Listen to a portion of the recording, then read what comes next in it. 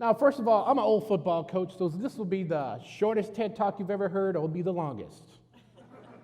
Sometimes, as a geographer, I get really excited about what I teach, and sometimes I call my classroom the Church of Geography, because I feel the spirit.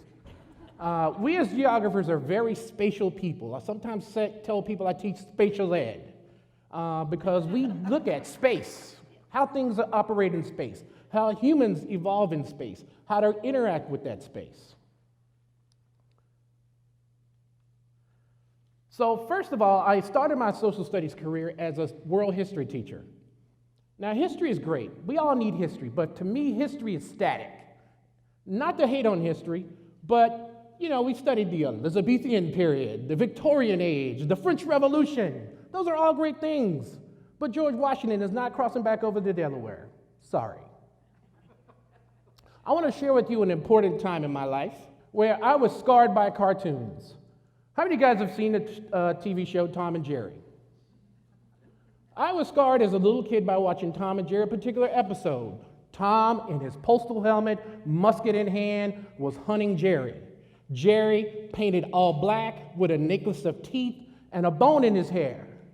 As you know, Tom chases Jerry. Jerry turns the tables, chases Tom, and says, "Up and pot, up and pot." And of course, I'm going, "Ah!" So as a 7-year-old kid, I was scared to go to Africa. Jerry talked with this jive tone that, supposedly Africans spoke in. And so I told my mom, I never want to go to Africa. They eat people and cats and mice.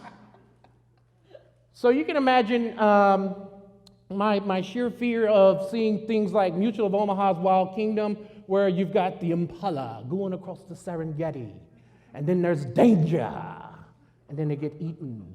I never wanted to go to Africa. It was my destiny to become a geographer. I fought it for a long time. I did college football coaching, I did a little high school coaching, and then all of a sudden, the social studies God says, it's time for you to be a geographer. But the stage was set well before that. My father worked for Braniff International Airways for a long time. He would come home with stories of the planes he would work on.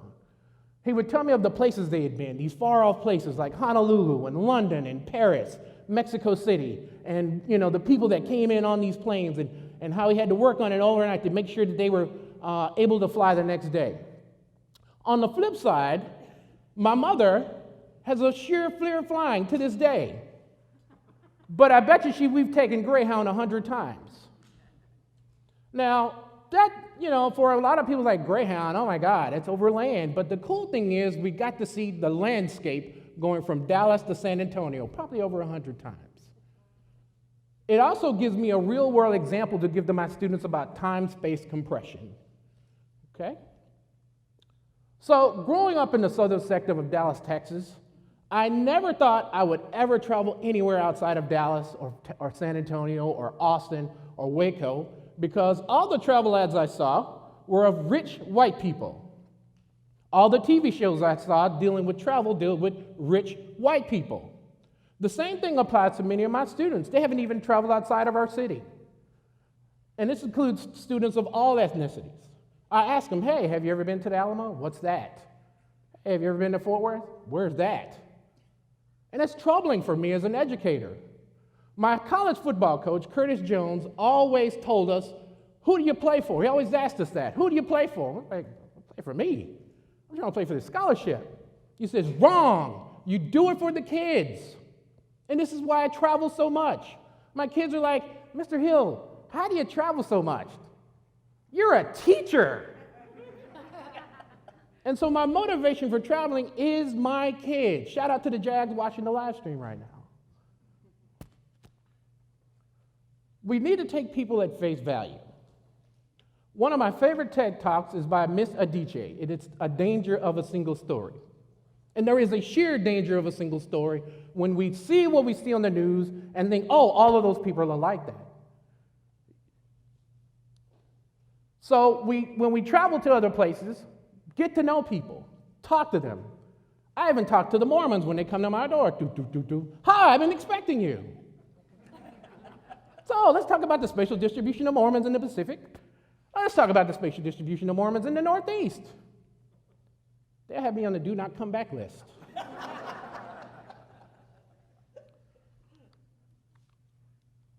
So Learn to Travel and Travel to Learn was the original title of my TED Talk, but unfortunately that was taken and one of my students alerted me to that, so I had to change the title. No problem.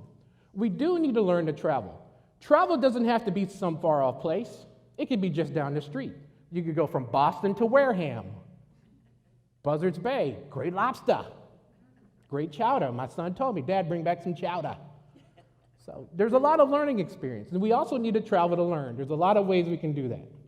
We can learn a lot just by talking to people. It is the biggest stereotype killer known to man.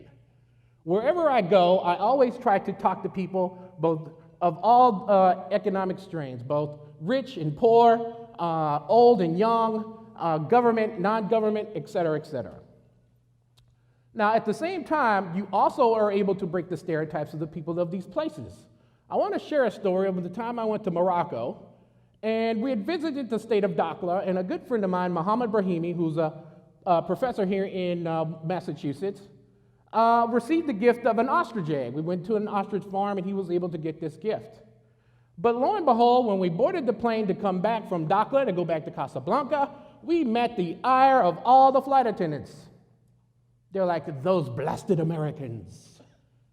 And they were not afraid to hide it. So he gently put his egg in a bag up above the overhead compartment bin, and as they're doing their final cabin checks, they find the minutest details that we had wrong. You buckled your seatbelt.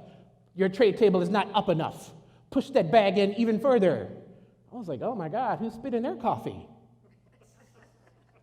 And so as you can imagine, as they did their final cabin checks, they look one more time. Of course, they're still chastising us, and one of the flight attendants sees the overhead compartment bin just the slightest bit ajar.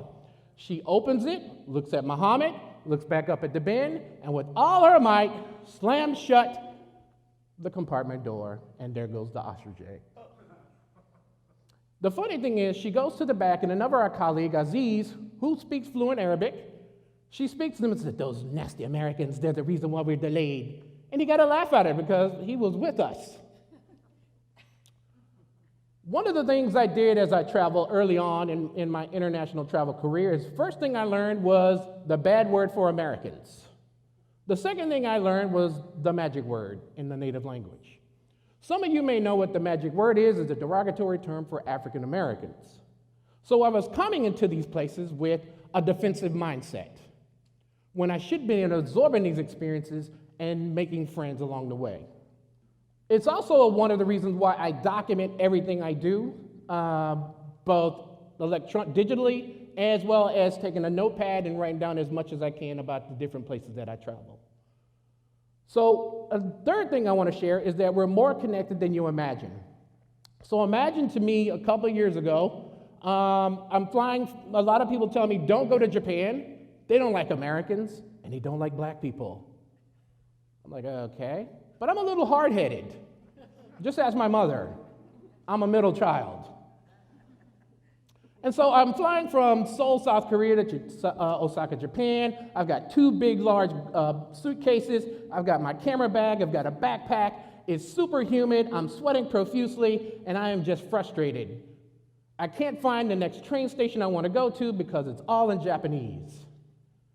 Fortunate for me, and I call this story the Japanese grandma. An elderly Japanese woman comes up to me and says, where are you going?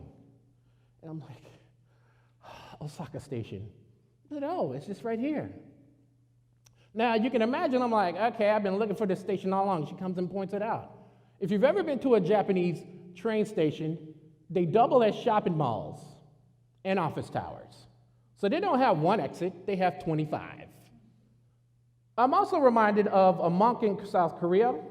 I had known her only 2 minutes, and she says, Gregory. First of all, only my mother calls me Gregory. Gregory, you need to lose some weight. And I'm saying, okay, Madam Obvious. And so again, I had that defensive posture. But after she made us do 170 prostrations, and we did some exercises, she comes up to me and says, you know why I'm so hard on you? I'm like, No, because you have a good soul, and the world needs you. And I'm like, wow. And so if we put down these blinders, we put down our defensive postures, we can engage the world a lot more. The world could use more friends and fewer bombs.